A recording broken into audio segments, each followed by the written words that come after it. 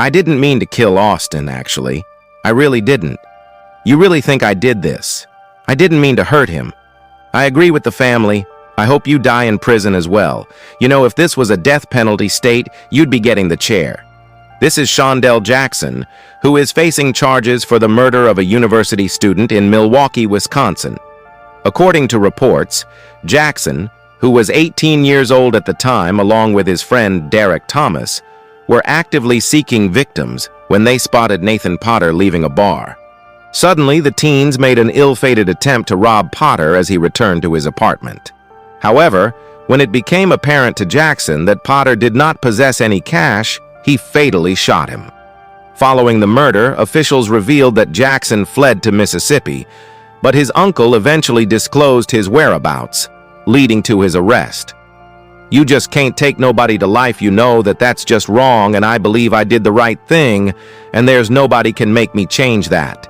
When Jackson appeared in court, he made light of the situation by gesturing at the family and cursing at them. When he was escorted out of the courtroom, you could see him smiling at the family. Moments before the sentencing, Jackson's mother told the court she first heard about the killing on TV, stating she saw it on the news and even cried, saying she couldn't imagine what that mother was going through and that she never had a clue her child had anything to do with it, insisting her son is not a monster. Then Nathan's father read a heartbreaking victim impact statement, saying there's nothing that can be said to bring back their Nathan, but that the sentence can ensure that Shondell does not have the opportunity as a free man to inflict pain like this again. Jackson now apologizes for what he has done, saying, "Apologize for my behaviors. Please don't take my life from me." Jackson's attorney had asked the judge to consider his client's youth and lack of impulse control in determining the sentence. However, when Judge Rebecca Dallot announced life imprisonment without the possibility of parole, all hell broke loose as Jackson was being subdued by authorities. You can hear one of Jackson's family members scream directly to Nathan Potter's family, "I hate you, I hate you." Luckily, the courtroom incident during the sentencing did not result in serious injuries. Eventually, Jackson was sentenced to life in prison without parole, with the judge stating she knows that is reserved for the most serious of cases, and she believes this case rises to that level. As for Jackson's accomplice Derek Thomas, he pleaded guilty to acting as the lookout and was sentenced to 12 years in prison. Shondell Jackson's actions in court were disgraceful. However, his actions seem harmless compared to infamous school shooter TJ Lane, who said, "Trigger that killed your son now masturbates memory love you." 18-year-old TJ Lane is facing charges for multiple murders in Ohio. On February 27, 2012, TJ Lane would become an American murderer who gained notoriety after committing a horrifying killing spree at Chan High School in Ohio. As per police records, Lane entered the school and proceeded to the cafeteria where he unleashed a hail of bullets, resulting in the death of 3 students and severe injuries to 3 others. As if the murders weren't cruel enough, when Lane got to court, he showed no signs of remorse to the victims' families. Everything seemed normal as Lane strutted into court in a blue button-down. However, moments later, Lane would reveal just how cynical a teenager he is. When the prosecutors pointed it out to Judge David Fury, TJ smirked with a sense of pride after taking off his dress shirt to reveal an undershirt with the word "killer" written on it, similar to the shirt that he wore on the day of the offense. Lane's antics only got worse when family members of the victims got the chance to speak directly to their child's murderer. Lane smiled and laughed through all of them, then told them what he really thinks. The judge presiding over the case described Lane's behavior as heinous, unprovoked, and senseless, and sentenced him to 3 life sentences in prison without parole. Lane's behavior and reactions were likened to that of a psychopath. However, not every convict remains emotionless after hearing they're spending the rest of their life behind bars, like in the case of 14-year-old Antonio Barbo and Nathan Pop, who are facing charges for murder in Shaban County, Wisconsin. In September 2012, the 2 teenagers worked together to kill Barb's great-grandmother, 78-year-old Barbara Olson, in her Shaban Falls home. According to police reports, Barbo struck her several times with a hatchet as his accomplice Nathan Pop simultaneously used a hammer to bludgeon Olson to death. After the attack, the boys would be seen on surveillance footage getting gloves and wipes, almost acting as if nothing had happened. However brutal the slaying was, the reason they decided to go through with such a violent act was for money to buy pizza and weed. Surveillance footage captured the boys just hours later, enjoying a couple of slices, almost acting as if they hadn't just committed a murder. During the trial, Barbo entered a plea of no contest to first-degree intentional homicide. This plea was part of a deal that reduced his charge. Previously, Barbo had pleaded not guilty by reason of mental disease or defect, but later changed his plea.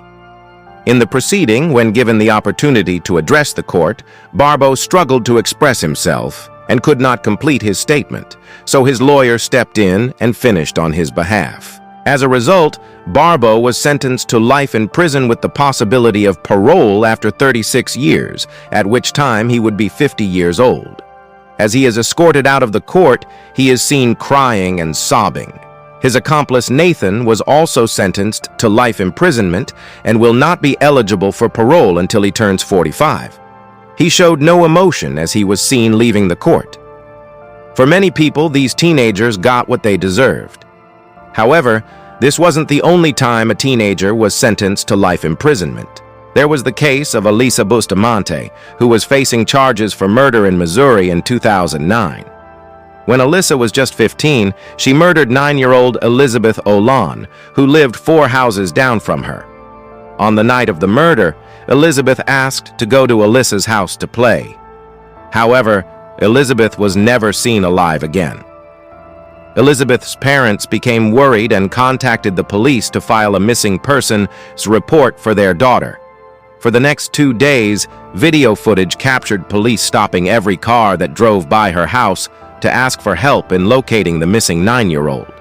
Eventually, they tracked Elizabeth's phone and it pinged to the woods behind Elisa's house. Authorities discovered a shallow grave behind Elisa's house, and Elizabeth's body was found buried there, making Elisa the prime suspect and eventually leading to a devastating confession. If you think Elisa's murder was dreadful, you would be sickened at her behavior in court. The prosecuting team was quick to draw the court's attention to a very alarming piece of evidence detectives uncovered while searching her house: a blank diary. With the help of a blue light, detectives were able to reveal a diary entry in which she expressed a red euphoria after killing Elizabeth. This was a shocking discovery that was used as evidence against her. Despite her troubled background, Elisa was tried as an adult and faced a potential death penalty. However, she accepted a plea deal to the lesser charge of second-degree murder before her trial began. The main reason for accepting the offer was to avoid the absolute certainty of life without parole. She was eventually sentenced to life imprisonment with the possibility of conditional release plus a consecutive 30 years in prison.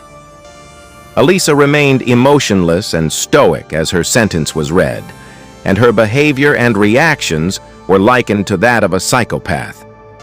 However, that's not the only time a teenager has committed a heinous crime. There's the case of Nicholas Lindsay, who is facing charges for murder in Florida. On February 21, 2011, Officer David Crawford, aged 46, responded to a call regarding a suspicious person near Tropicana Field late at night. Upon arrival, Officer Crawford encountered this individual and exited his vehicle. At 10:37 p.m., an officer nearby reported hearing gunshots. That night, Officer Crawford was found shot and killed. The following day, a nationwide manhunt was on. The following night, 16-year-old Nicholas Lindsay was arrested following tips from the community. Lindsay initially provided varying accounts of the events, but Nicholas confessed. From the confession tapes, you would be led to believe that Nicholas was remorseful for his crimes. However, in court, Nicholas seemed uninterested and unbothered. David's daughter Amanda gave an emotional victim impact statement, to which Nicholas laughed. On March 23, 2012, Lindsay was convicted of Officer Crawford's murder and received a life sentence without the possibility of parole. Lindsay's lack of remorse is shocking. However, a 16-year-old murderer begging for forgiveness in court is equally, if not more, disgusting. Dylan Schumer is facing charges for the murder of his girlfriend's 23-month-old son in Springville, New York. According to police reports on March 19, 2013, Schumer, 16 at the time, was left to babysit his girlfriend's toddler, Austin. When Austin wouldn't stop crying, Dylan began hitting him several times, including backhanded smacks to his face and slamming his head on the ground while changing a diaper, all of which culminated in the defendant placing the victim on a bed with a pillow over him and repeatedly punching him in the head. During the trial, the medical examiner established that the victim sustained ruptured blood vessels in his left ear and near his right eye, hemorrhages in his retina and perioptic nerve, and subdural and subarachnoid hemorrhaging. Austin died shortly thereafter. When Dylan got to court, things got even crazier. Schumer claimed that he did not intend to kill the toddler, saying, "I didn't mean to kill Austin actually. I really didn't. You really think I did this? I didn't mean to hurt him." Schumer addressed the court, apologizing to Ashley Smith and showing remorse for Austin's death. Dylan seems remorseful and genuinely sorry for what he did. However, State Supreme Court Justice M. William Baller didn't see it that way, labeling Dylan a manipulator and deceiver. The judge then provided a truly disturbing piece of evidence stating that the record will show Schumer admitted in a phone call to his mother from the holding center that he said, "I am a 16-year-old blonde. Probably all I have to do is cry in front of the jury and they're going to feel sorry for me." Schumer was eventually sentenced to 25 years to life in prison. He continued crying as he received his sentence. If you thought these teenage criminals were shocking, you would be terrified by the interrogation of this bipolar killer.